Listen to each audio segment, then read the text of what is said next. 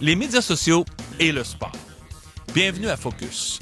Mon nom est Ray Lalonde et voici mon podcast Focus qui aborde les sujets et les enjeux dans le sport et la business. Et c'est parti. Je vais vous parler brièvement des médias sociaux et de l'importance pour les clubs sportifs et comment positionner les ligues, les équipes et les athlètes dans l'univers des médias sociaux aujourd'hui.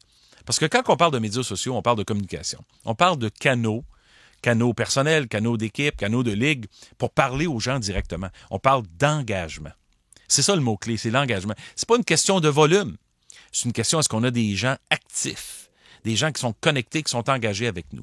Parmi les plateformes les plus pertinentes, évidemment, il y en a 4, Twitter, Facebook, YouTube et Instagram, dans n'importe quel ordre.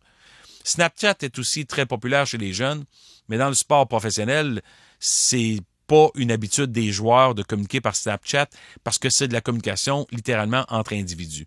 Les 4 mentionnés demeurent la mesure de la popularité dans cet univers nouveau pour nous.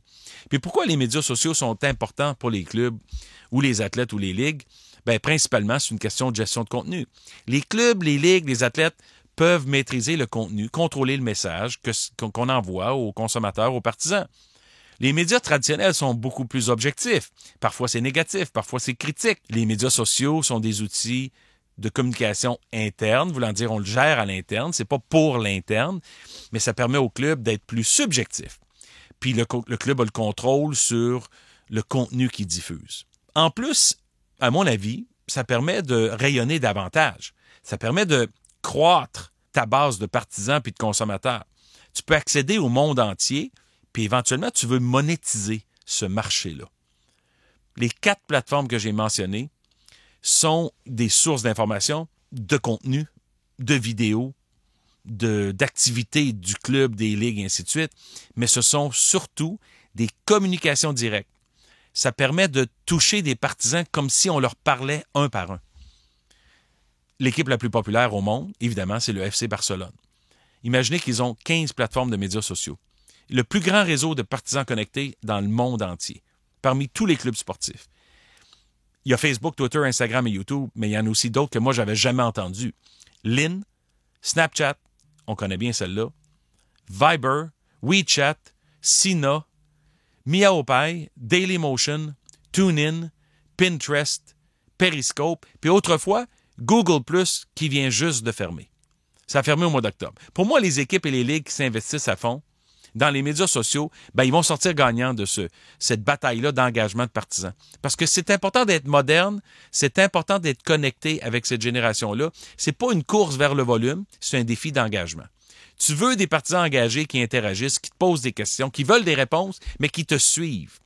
J'ai regardé attentivement les résultats des ligues, des équipes, des athlètes dans le monde entier. Je ne vais pas passer chaque catégorie en revue, chaque statistique, mais je vais vous en présenter quelques-unes qui sont révélatrices. Dans le monde entier, FC Barcelone demeure le club le plus populaire avec 313 millions d'abonnés. Ils ont eu ces 313 millions d'abonnés-là, 1,3 milliard d'interactions avec le club en 2017-2018.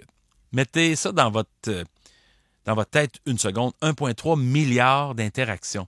Leur joueur vedette est Lionel Messi, c'est le 3e le plus populaire dans le monde du soccer, mais c'est quand même un dieu là, sur la planète foot. Lui seul en a 189 millions. Devant lui, au 2e rang, parce que Messi est au 3e rang, Neymar, 205 millions avec le PSG. Et évidemment, le roi ultime, le gars le plus populaire sur la planète, toute industrie confondue, Cristiano Ronaldo, 340 millions d'abonnés médias sociaux. Ronaldo, lorsqu'il s'est joint à la Juve cet été, je me souviens, en 24 heures, la Juventus en Italie, ont eu 6 millions d'abonnés médias sociaux de plus en 24 heures. En Amérique du Nord, LeBron James est le plus populaire avec 107 millions d'abonnés. Steph Curry, 43,4. Conor McGregor, qui est en Irlande, évidemment, mais aussi en Amérique du Nord, 42. Si je compare à des personnalités mondiales, Justin Bieber, 284, Taylor Swift, 268, Katy Perry, 245, puis Barack Obama, 176 millions. C'est beaucoup. Ça, c'est le monde du divertissement, de la politique, mais le monde du sport domine encore. Personne n'approche Ronaldo. Dans nos ligues nord-américaines, au baseball, les Yankees sont les plus populaires. Combinés, c'est 12 millions d'abonnés médias sociaux. Les Red Sox, 7,4, les Cubs, 5,7. Dans la NFL, parce qu'on est dans la saison de la NFL, Russell Wilson des Seahawks est le joueur le plus populaire sur Twitter, avec, en date d'avril dernier, 5,4 millions d'abonnés. J.J. Watt est le deuxième avec 5,3, puis Aaron Rodgers, troisième avec 4,4. Dans la NBA, les Lakers sont évidemment les plus populaires, probablement à cause du marché, probablement aussi à cause de LeBron James. Ils ont 35 millions d'abonnés, suivis des Warriors avec 27,4 et les Bulls avec 26. Pour vous donner un ordre de grandeur, les Raptors ont 5,6 millions d'abonnés. Finalement, au hockey, les Blackhawks de Chicago sont les plus populaires, avec 6,7 millions d'abonnés, suivis des Pingouins à 5,1, des Bruins à 4,6, des Maple Leafs à 4, des Red Wings à 3,9, les Rangers de New York à 3,8 et les Canadiens à 3,7 millions. Chez les joueurs, encore une fois, tout combiné, Alex Ovechkin domine, de loin, 4,2 millions d'abonnés. Qui est le deuxième? Notre Piqué Subban national avec 2,1 millions. Lundqvist des Rangers, gardien de but, 1,6. Connor McDavid, 1,1. Patrick Kane, 950 000. Et Carey Price, au 6e rang, avec 900 000. Alors, vous comprenez un peu la dynamique entre une ligue et une autre. On se rend compte qu'un gars comme Ovechkin, qui est le plus populaire dans le hockey sur les médias sociaux, en a 4,2, tandis que LeBron James, dans la NBA, en a 107 millions. Il y a une marge entre les deux. Mais même Russell Wilson, de la NFL, 5,4 millions d'abonnés.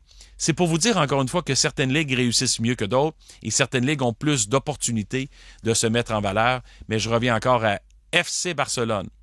313 millions de fans dans le monde entier et Cristiano Ronaldo, 340 millions. Incroyable. Merci d'avoir été à l'écoute de Focus. Suivez-moi sur Twitter @RealRayLalonde. Partagez le podcast avec vos amis et collègues et redirigez-les vers SoundCloud ou YouTube. Merci d'avoir été là. Ici Ray Lalonde. À très bientôt.